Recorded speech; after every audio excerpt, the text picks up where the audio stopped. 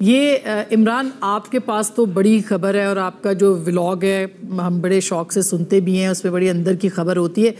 آپ کو کیا لگتا ہے خان صاحب کو پہلے پتہ چل جانا اور پھر ان کا رویہ نرم ہونا، ان کا پھر آج پریشان ہونا، جنرل فیض کا نیٹ ورک کون کون کہاں کہاں کہا جا رہا ہے بہت ساری گرفتاریاں ایکسپیکٹڈ ہیں، کیا کہیں گے آپ؟ ایک تو جو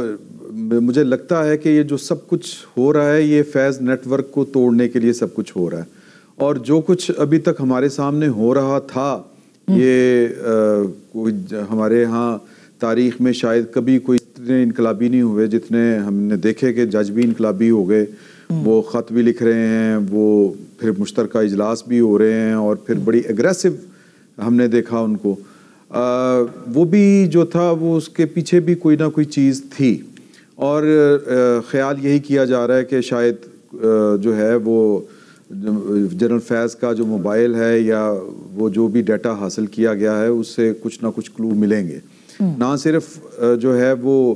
بات، یا یوں میں کہہ لیں ذرا محتاط الفاظ استعمال کرنا چاہ رہا ہوں کہ بات تھوڑی سی اس سے بھی اوپر جا سکتی ہے، اور مطلب میں اس سے زیادہ نہیں بات کہنا چاہتا نیشنل میڈیا کے اوپر بیٹھ کے. تو دوسرا جو ہے 9 مئی کے حوالے سے جو شکوک و شبہات کا اظہار کیا جا رہا ہے، کور کمانڈر کانفرنس میں جب یہ پشاور کی کور کو کمانڈ کر رہے تھے تو انہوں نے جنرل باجوہ صاحب سے کہا، یعنی اس میٹنگ میں کافی سارے ظاہر کور کمانڈر ہوتے ہیں، سارے ہی ہوتے ہیں، تو انہوں نے کہا کہ جی کہ میں ان لوگوں کو بڑی اچھی طریقے سے جانتا ہوں، یہ لوگ جو ہیں یہ ہمارے نا دفتروں کے باہر آ کے احتجاج کریں گے پاکستان تحریک انصاف والے، تو آپ اپنی پالیسی کو ریویو کر لیں. تو اس کے اوپر وہ بڑی سی سناٹا سا چھا گیا کہ بھئی وہ ہمارے دفتروں کے باہر آ کے کیا کریں گے. تو انہوں نے کہا کہ جی میں چونکہ ان لوگوں کو بڑی اچھے طریقے سے جانتا ہوں تو یہ کر سکتے ہیں. تو پھر تھوڑے دنوں بعد ایک احتجاج جو تھا وہ پشاور کے کور کمانڈر ہاؤس کے باہر احتجاج ہوا تھا پاکستان تحریک انصاف والوں کا. پھر انہوں نے فون کیا اور فون کر کے جنرل باجوہ صاحب سے یہ والی بات کہی، رپورٹڈلی میں یہ والی بات بتا رہا ہوں. تو انہوں نے کہا کہ جی کہ کیونکہ میں یہ رپورٹڈلی کیوں کہہ رہا ہوں، یہ اس سے اگلی کور کمانڈر کانفرنس میں یہ بات پھر جنرل باجوہ صاحب نے دہرائی کہ انہوں نے مجھے فون کر کے کہا تھا کہ جی میں نے آپ کو متنبع کیا تھا کہ یہ لوگوں یہ اسی طرح کے ہیں، یہ ہمیں ٹارگٹ کریں گے اب. تو انہوں نے پھر اس میٹنگ میں کہا کہ جی یہ آج تو آئے ہیں باہر، کل کو یہ اندر بھی گھس سکتے ہیں، یہ جی ایچ کیو کے اندر بھی آ سکتے ہیں، یہ بڑے عجیب و غریب قسم کے لوگ ہیں، میں ان کو بڑے اچھے طریقے سے جانتا ہوں، تو آپ جو ہے نا اپنی پالیسی ریویو کریں. تو وہاں پر جو باقی ان کے کولیگز تھے انہوں نے اس کے اوپر سٹینڈ لیا کہ نہیں، کیوں ریویو کرنی چاہیے، ہمیں ان کو کوئی سپورٹ نہیں کرنا، یہ وہ اس طرح کی جو بھی جس کا بھی جو خیال تھا انہوں نے پیش کیا. تو اب لوگ جو ہیں جو انویسٹیگیٹ کر رہے ہیں وہ کہہ رہے ہیں کہ ایویڈنس تو ملے گی سو ملے گی، یا ہے ہمارے پاس. کچھ لوگ تو یہ بھی دعویٰ کر رہے ہیں کہ یہ جو ڈیٹا ریٹریو کیا گیا ہے اس میں یہ ساری باتیں ہیں. تو وہ کہتے ہیں کہ جی کہ یہ آئیڈیا جو تھا فوجی انسٹالیشنز کے باہر جا کے کرنے والا، یہ بیسیکلی جنرل فیض صاحب کا تھا، اور یہ وہیں سے پھر بات آگے چلی، اور پھر یہ پاکستان تحریک انصاف کو 9 مئی کے اوپر بیسیکلی جو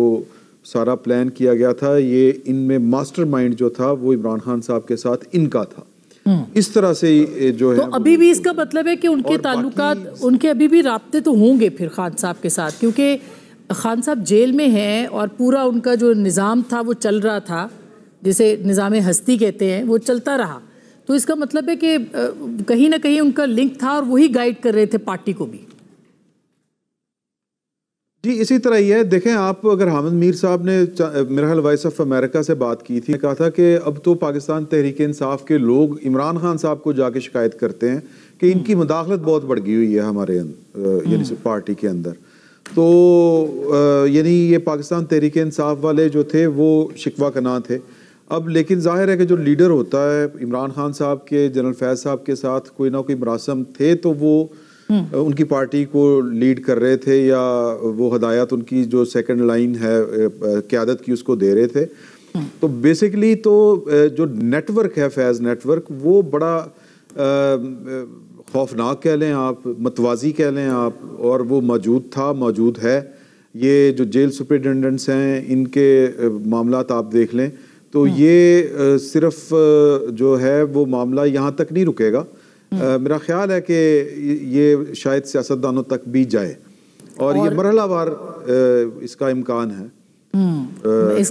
آپ کے پاس کافی